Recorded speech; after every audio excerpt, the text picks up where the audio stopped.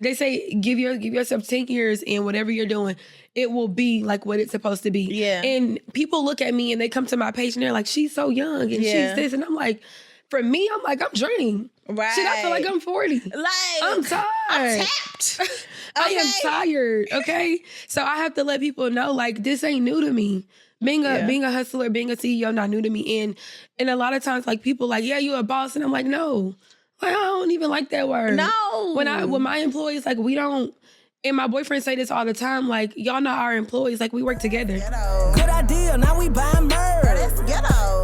Payment miss. Ooh, the ghetto. Say she quit. Ooh, the ghetto. Late on your rent. Rent is ghetto. New event. Ooh, the ghetto. Invoice in. That ain't ghetto. Money spent. Oh, that's ghetto. Hold on. This kind of ghetto being a CEO. What's up, y'all? It's your girl, Marketing by Wright, and welcome back to another episode of Ghetto CEO Show. I'm so excited that you guys are here. While you're here, make sure you like, comment, subscribe. Make sure you tuned in and tapped into the Millionaire TV network, okay?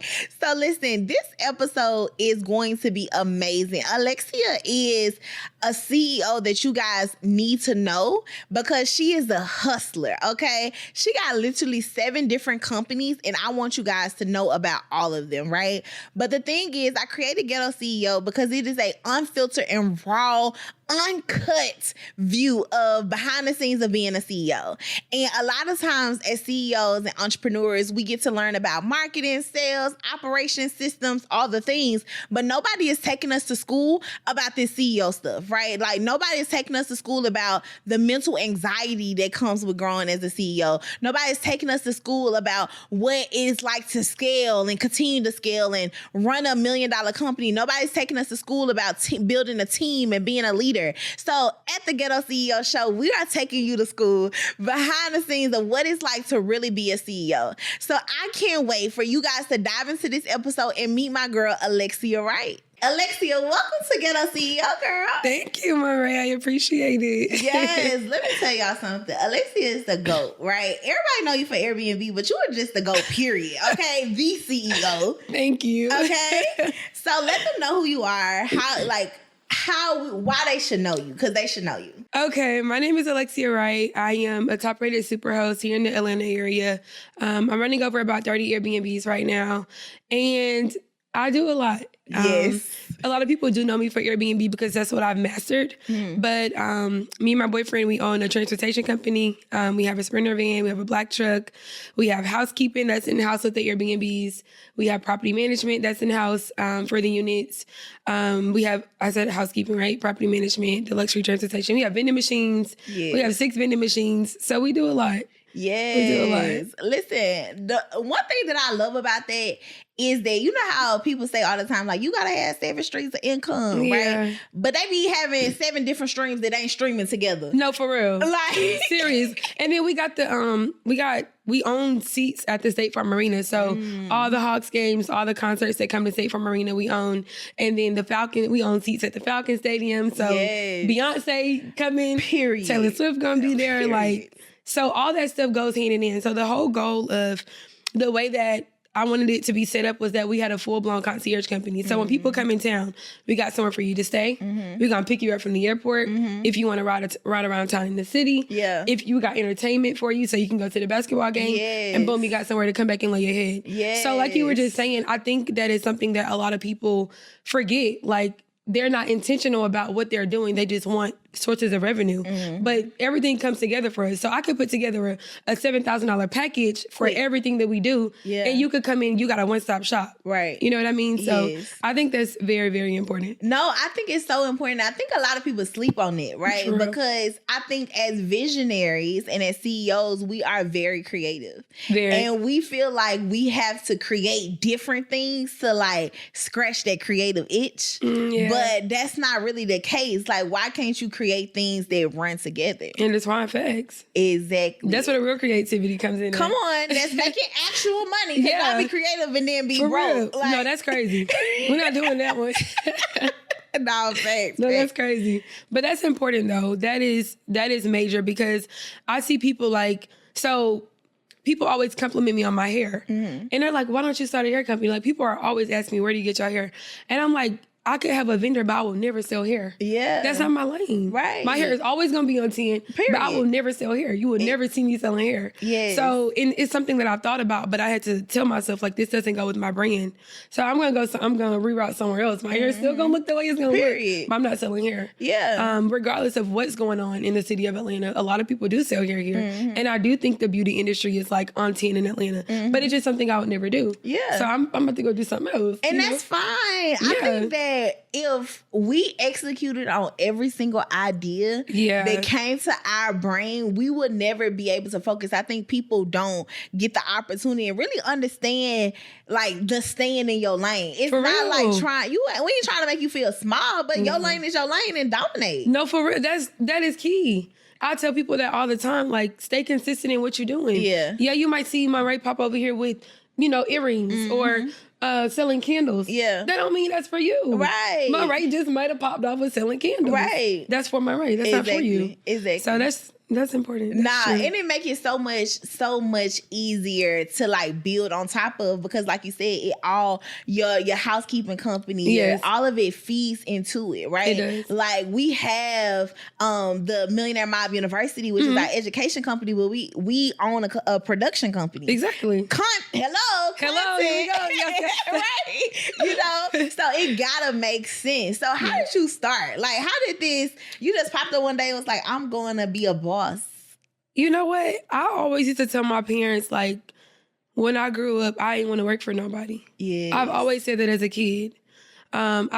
People don't know, but I started working I was working at Chick-fil-A at 14. Period. My mama didn't play. Yeah. My mom made me go get my workers permit. I was driving at 15. Yes. And I used to go to work after school every single day. Yeah. Sometimes I would have to miss dance practice because I had stuff to do. Yeah. I used to leave, go to work. I probably wouldn't get off till like 10 o'clock.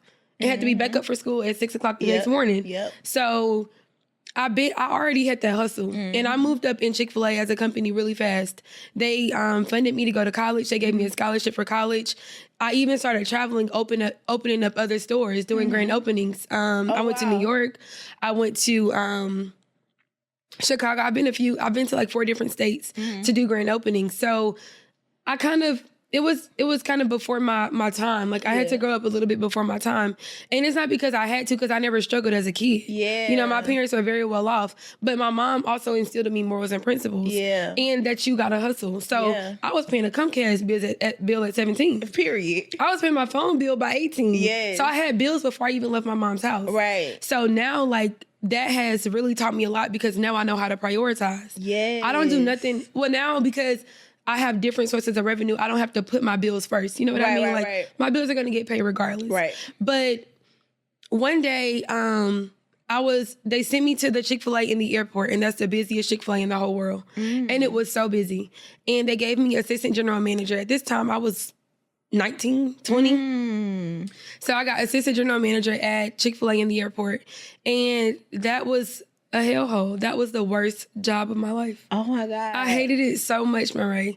It was just so busy. Like the line would be wrapped. So there was only 2 Chick-fil-A's in the airport. Yeah. It was one on Concourse C and then one on Concourse A. So C was Southwest Airlines. Okay. And it was the closest one to the rest of them. So you got A, B, C, then you got D, E, F with all the concourses. Yeah. So we had from D to F, you got people coming from D to F. They're not going all the way from F to A. Right. To Concourse A. Facts. So we had a lot of traffic. And a lot of times I would get off work late. Sometimes, like, we would have to stay open. Our thing was we had to stay open until the last flight landed. So you get a flight that's delayed, you might not leave till 4 o'clock in the morning. What? You might not leave till 2 a.m. one night. So we never had a time to get off. It was crazy. And I just didn't have a life. Like I'm such a creative that when I feel like I've reached a ceiling, it's time for me to go. Yeah. So at Chick-fil-A, I'm like, I gotta do something. Like, this is not working for me. I was like, I'm ready to go. And I was making about $60,000 a year, so it was pretty good money for me because I didn't really have bills. Girl, I'm outside. You flexing. Bottles on me. I got it. Period. I didn't have no children at the time. Yeah. So time progressed, and I quit my job. They fired me. Chick-fil-A fired me. That's a whole nother story. I'm not even gonna get into that. But it wasn't me. Okay.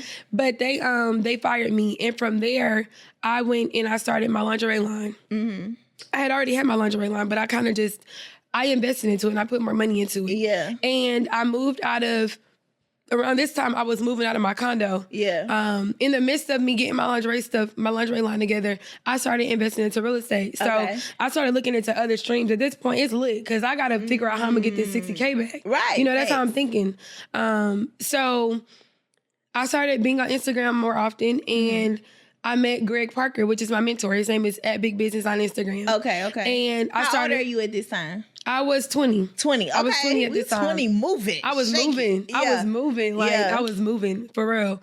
So I went to one of his classes in Philly, and I think I paid like $750 for the class.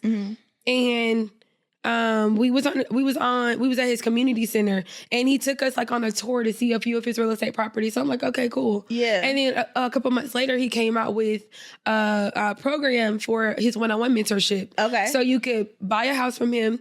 His construction company would fix it up, and now you own an asset. You got a house. Okay. So that's what I ended up doing with the money I had saved. Yeah. I bought the house in Cleveland, Ohio. Okay. And I bought it with $20,000, and I had to put $30K into it for construction. So at this point in time, like, I own a house, and I still have this house to this day. Oh, so that's really good. And that was back in 2018 or 19. I think it was 18. First of all, when's the documentary coming out? You know what? I need to have a documentary. We need to go to that house. No, I still have that house. I really need to do a documentary for real. Yes. People be asking me, but I don't have the time. Like, I had to, you see how long it took? Yes. But yeah, so along with the story, I bought the house, and at that point in time, I got introduced into the Airbnb industry. This was before Airbnb was even a thing. Nobody even knew about Airbnb. Okay. Remind you, this was 6 years ago. Right. Okay, this is damn near 7 years ago. Right. Okay. And people didn't know about Airbnb. Yeah. So I moved out of one of the condos I was living in. I moved out of there and I moved to another one. Yeah. And I was like, you know what? I'm not letting go of my lease. And I put it up for Airbnb. I left all the furniture and I didn't know what I was doing. When I have my classes now, when I go show people that Airbnb that I had first set up, they be thinking it look good versus the ones I've done now. I'm like, y'all see the difference, right? Right. So you still got that Airbnb? I don't have it anymore. Okay. I have the second one, the very first one I don't have. The second one I end up scaling to, I still have that one. Yeah, so I still got that Airbnb, but I don't have the my first girl one. keeps some assets. Listen, not letting it go. I ain't letting them go. So eventually with the first unit, it started doing numbers, and that kind of triggered me to get the second one. Right. And I just kept going, and I started scaling. I scaled like every 3 to 4 months. Yeah. Throughout the process, I ended up getting a contract with Tyler Perry, and it was through Sony, but I think it was someone that came from Tyler Perry Studios. Yeah. And that was just from a guest that checked in. Like, he was so cool, and we connected so well that he went back to his human resources department, and they just started sending me like leads, like, hey, we got this person coming in town. Do you have something? We got this person coming in town. And at that point in time, I was making consistent money for about a year. Yeah. So I didn't really have to worry about the Airbnb app because I was making money off of the app. Right. So that is how I got into the Airbnb industry. People think like, I've seen blogs and stories like my mom passed it down to me. My parents did this. People don't be knowing. They just make us stuff. Listen, I'm like a king feeling. I'm like, what is going on? Not that. Okay, Like, Jen. what are y'all talking about? So I really got it out the mud for real. And now, like, it's so hard for me to let go of being in the Airbnb industry because that was my first love. And don't get me wrong, I've lost my love for Airbnb a lot of times. It was a lot of times where I wanted to quit. That's lot CEO. of times. That's being a CEO, period. For I real. think I quit weekly. Listen, I quit every day. Girl, I quit every day. Yes, it's always something. And For then real. the thing is, one thing that I want to highlight is you telling your story got me like hype, right? Because I don't know if you know, but I started my business when I was 19. Yes. And I started working when I was 15. I started working at Backyard Burger. Well, I actually started at 14 with my auntie doing hair. Like, she was doing hair. I was like sweeping, getting the glue out their head and all For of that, real? right? Then I started working at Backyard Burger. So I say that to say that most of the time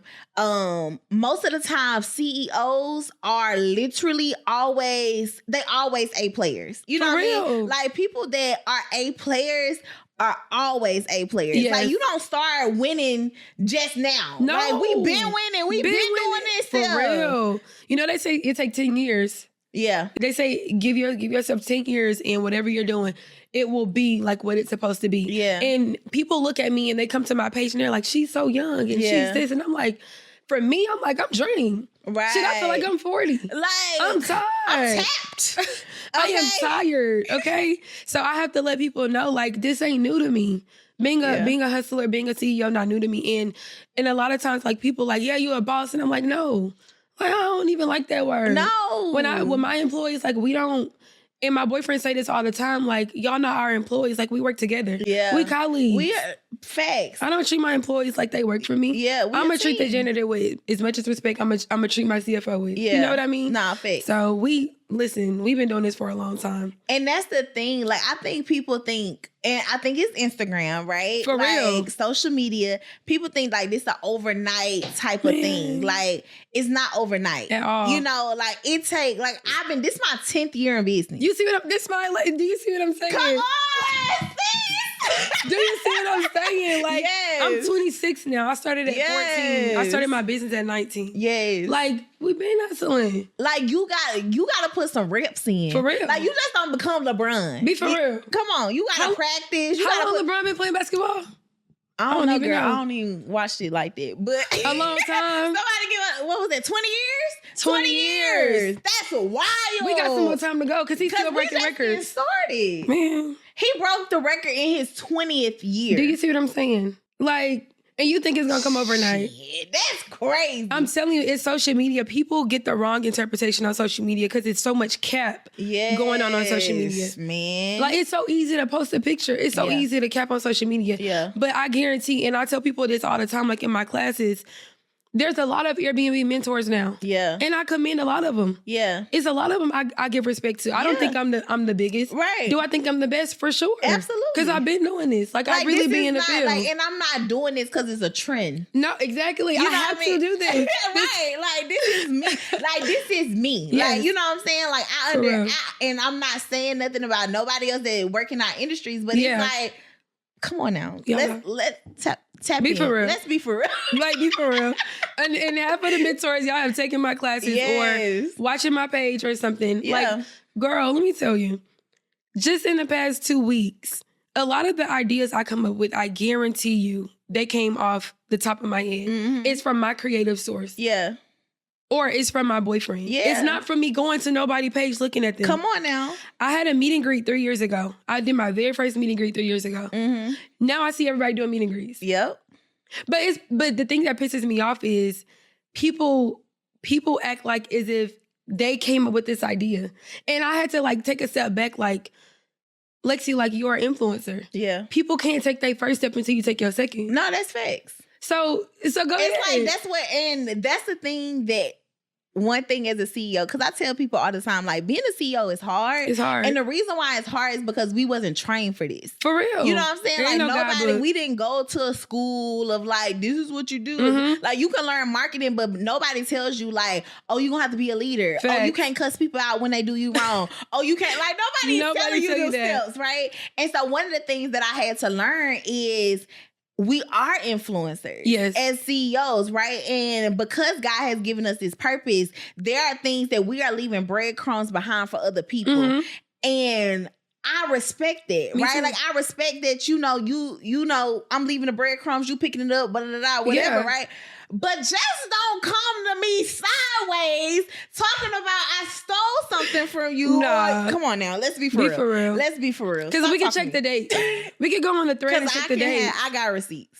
So I just kind of take it with a grain of salt. Like it gets under my skin because I work so hard on my craft and my brand. Like, and I don't even need no credit. It's just like, at least change your caption. Yeah. Or redo your event. Put some kind of creativity of your own in your event. Like, so, and I love seeing people win. If anybody knows me, they know that's how I am about my students. Period. I go to back for my students. Yeah. I go to back for my clients. Like I do whatever for them. I've got a client in Columbus, Ohio. His name is Jordan Ferguson.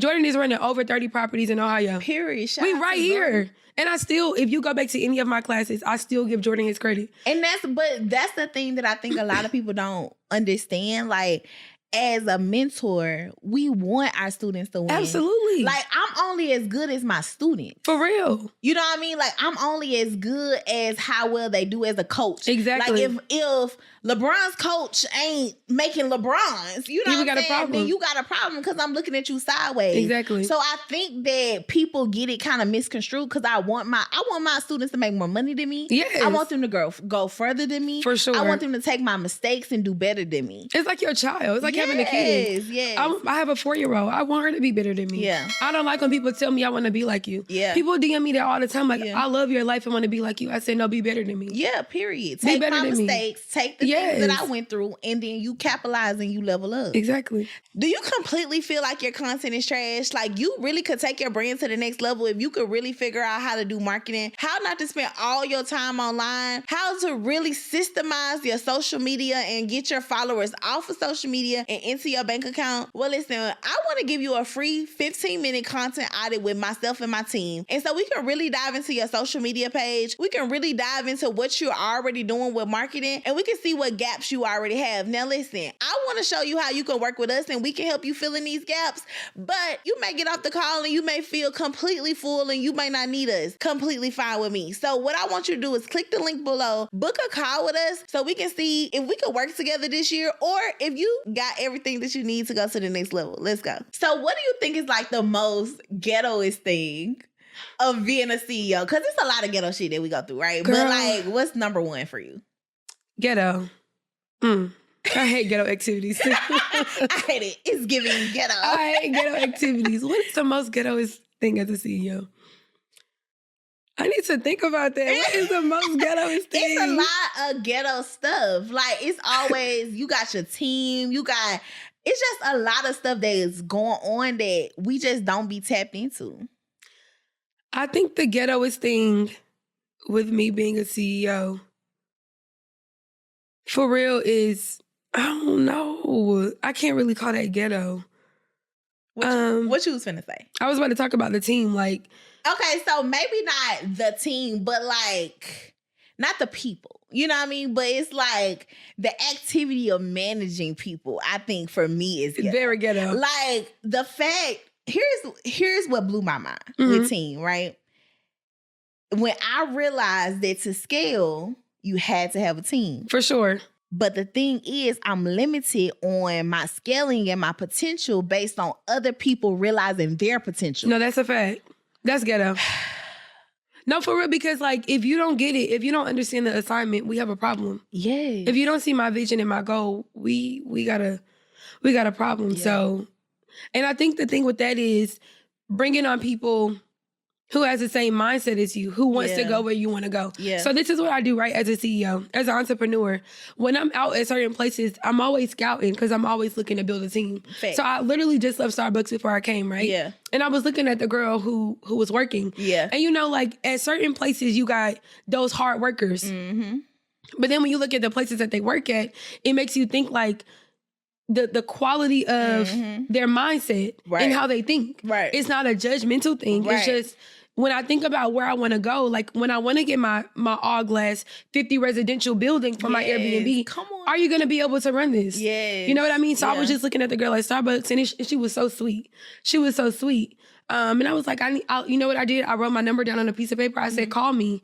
I said, I have a job opportunity for you. Give me a call. Yeah. And I'm going to see how it goes. Yeah. I was at Restaurant Depot 2 weeks ago, and this girl, she had walked by me in the store. Her name is Naja. Shout out to you, Naja. Hey. She walked by me in the store, and she didn't say anything, but I seen her staring at me like, you know, you want to know if that's who it really is. Yeah. And for me, a lot of people, my voice is so distinct. People know my voice.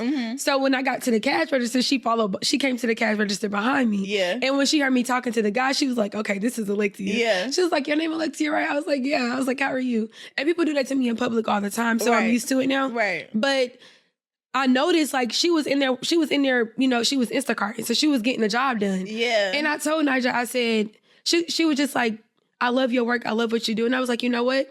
I felt her energy. Like, I'm really big on energy as an entrepreneur. Yeah. If I can't connect with you, if I can't vibe with you, like, we can't work together. Right. You know what I mean? So I told Naja, I said, hey, I gave her my personal number. I said, call me. Yeah. And I never do that because I don't want people to feel like they can just text and call me any time of the day. So I told her, I was like, call me.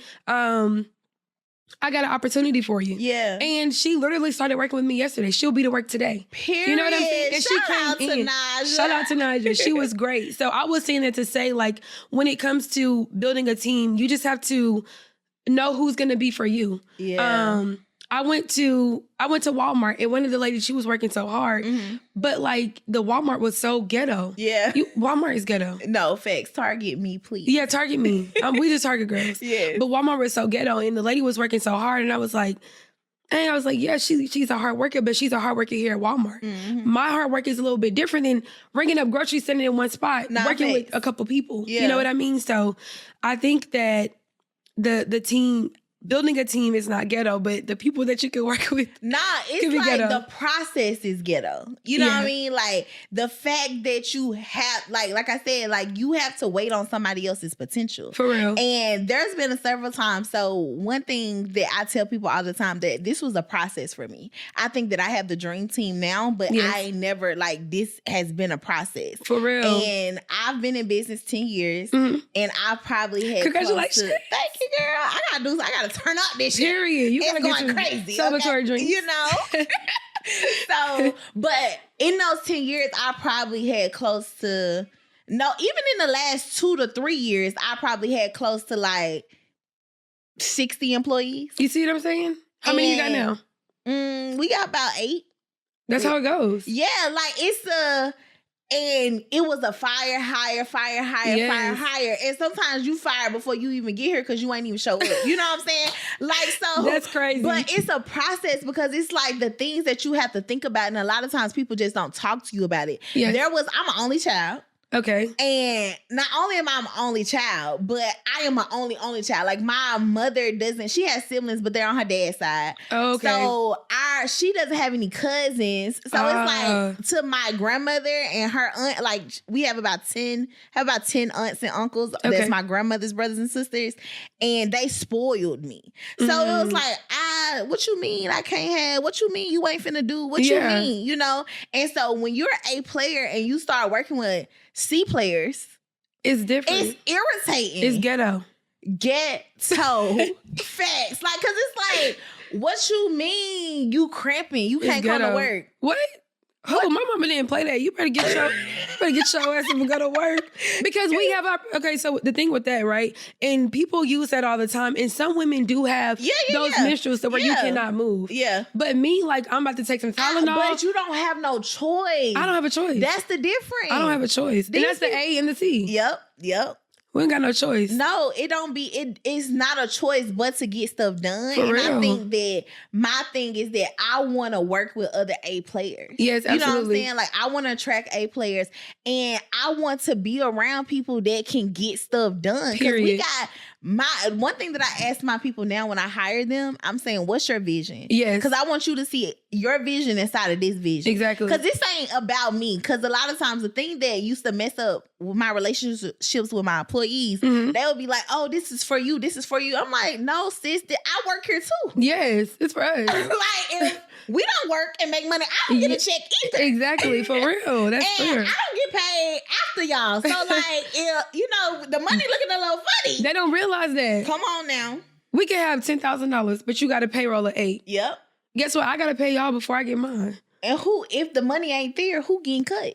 They don't see that, though. No, they don't appreciate it. That's ghetto, sis. No, I really want to know the ghettoest thing as a CEO for me. It's so, like, and the thing is, it's so funny because it's just so much. It's a lot. It's so, because on a daily basis, we're always going through stuff. Always. And that leads us to our segment, right? Okay. So we have a segment called Figure It the Fuck Out. Figure it the fuck out. Because as a CEO, we figure it the fuck out. That's what we do. It doesn't matter, right? Yes. So we're going to have you draw one of these little cards and then you can hand it back to me. Let me see. See what you get. All right. Okay. Let me see what you got, girl. Okay.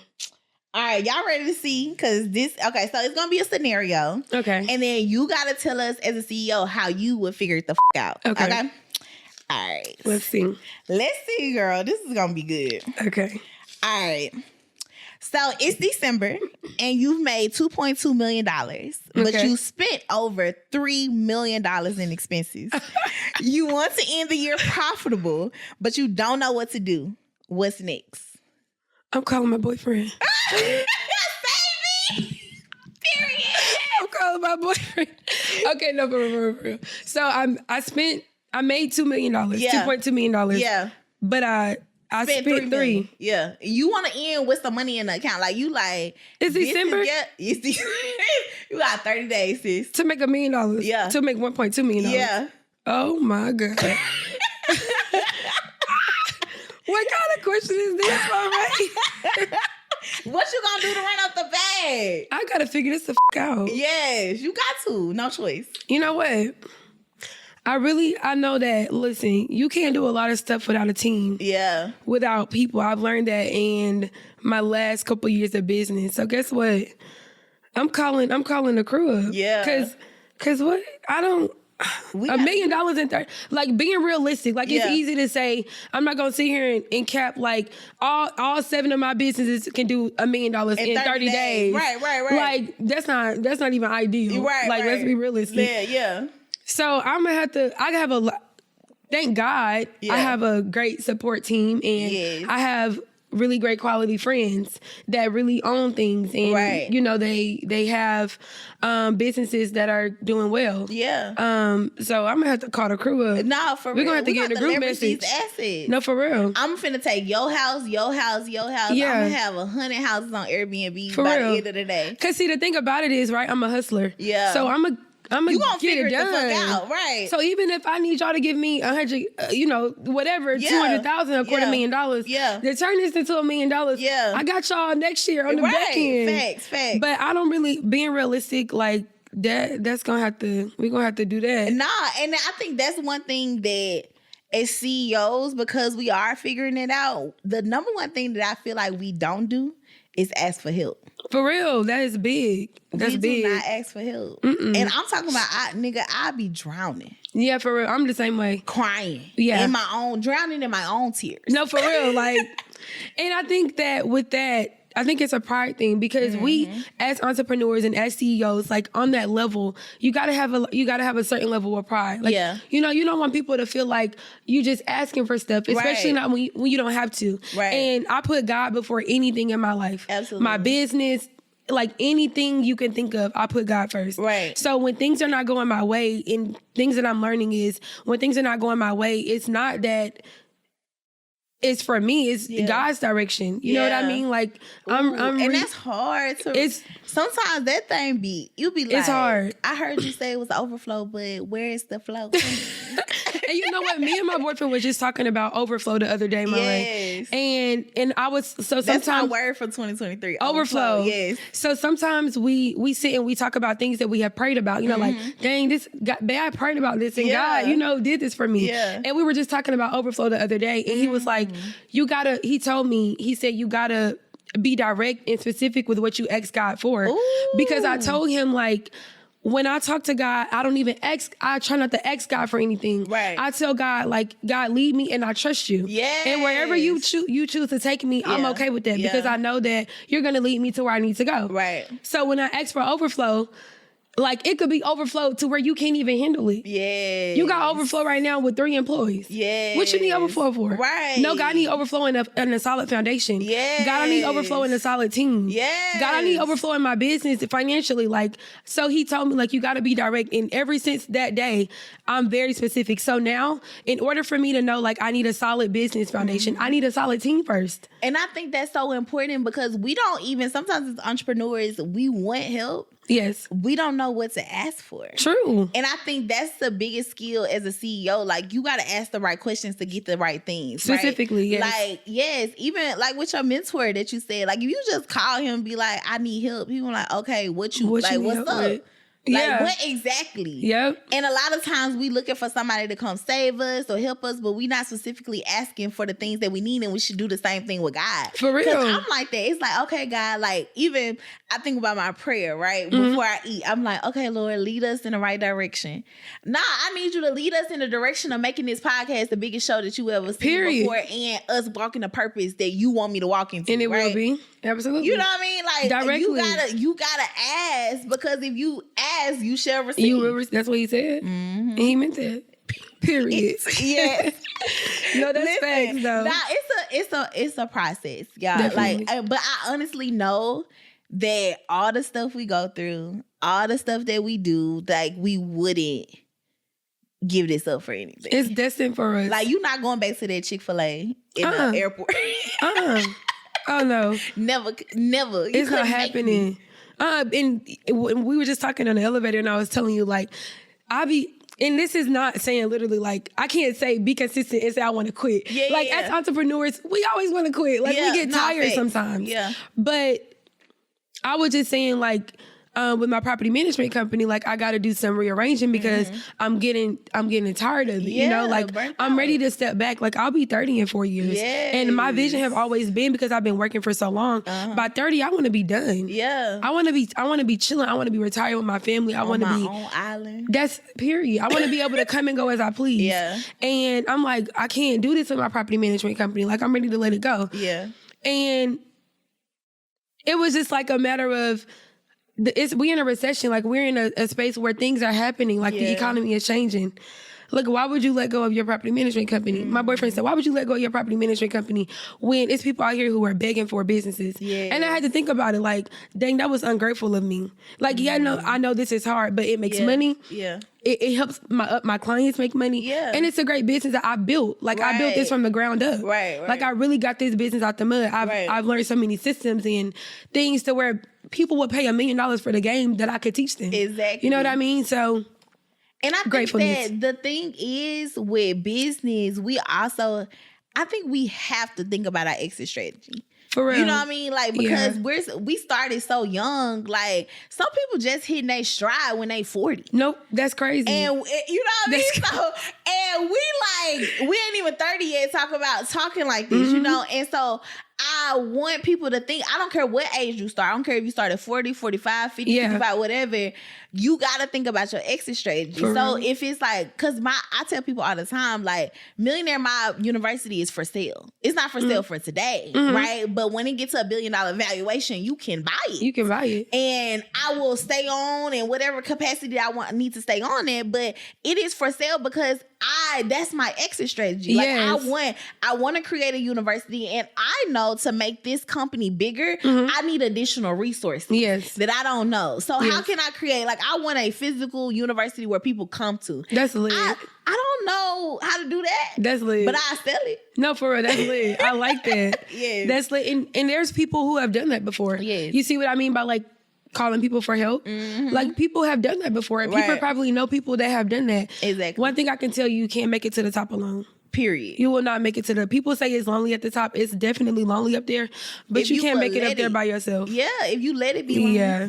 So this was a good episode, girl. Like, I hope y'all got some gems from this. Yes. What is one thing, before we go, what is one thing that you want to tell the aspiring CEOs or the CEOs that's, like, really struggling? Well, like, we talk about we want to quit every day, but somebody is literally on the end of their ropes. Like, I need to let this go. They're applying for jobs right now. They're fixing their LinkedIn profile. Yes. Like, what would you tell them to hold on to help them keep going? So, as an entrepreneur, what's got me to where I am is God. Yes. That's number one. Like, I cannot stress that enough. People use God in vain. Yeah. Use his name in vain a lot. And people think that just because he won't talk back to us, you know, like, he's not real. And some people don't believe in God. Yeah. But me sitting on this podcast right now, like, I'm going to say, whatever you do and whenever you do it, put God first, no matter what. Yeah. I pray literally every single day when I wake up. I don't touch my phone without praying. Yeah. When I lay down at night, I pray. Yeah. You know, so with that, I'm saying, as long as you put God first and you stay consistent, even if you are wanting to quit right now, even if you are on LinkedIn, even if you are setting up a new profile or applying, you are applied for 10 jobs and you ain't got the one you wanted. Yeah. Stay consistent, because where you going to get if you quit? Yeah. And one thing that I say all the time is that one thing we know for sure is if you quit, you ain't going to get there. Exactly. That makes no sense. Yeah. And I read this book, right? And it was saying like, if you're in the storm, would you rather keep walking through the storm, or would you stay in the middle of the storm? Because if you don't move, you're going to keep getting stormed on. Yeah. So I'm telling you, like, my whole thing when it comes to being an entrepreneur, a woman, a guy, a person, a woman, like a mother, is staying consistent. There were many times where I wanted to quit. Yeah. Even waking up being a mom every day. Yeah. You know what I mean? Like, having to get my daughter ready for school and still got to go work. I might not lay down at 1 o'clock in the morning and still got to be back up at 6 to get her ready for school. It don't stop. Yes. So I will tell people, like, put God first and stay consistent. Like, keep going. Yes. This show It gets purpose better. on the line. It gets better. It gets better. Listen, thank y'all for tuning in to the Ghetto CEO Podcast. I am super excited that we have my girl Alexia here. She dropped some gems for y'all, so I hope y'all pick them up. Okay, period. So see us on the next episode of Ghetto CEO. See you later.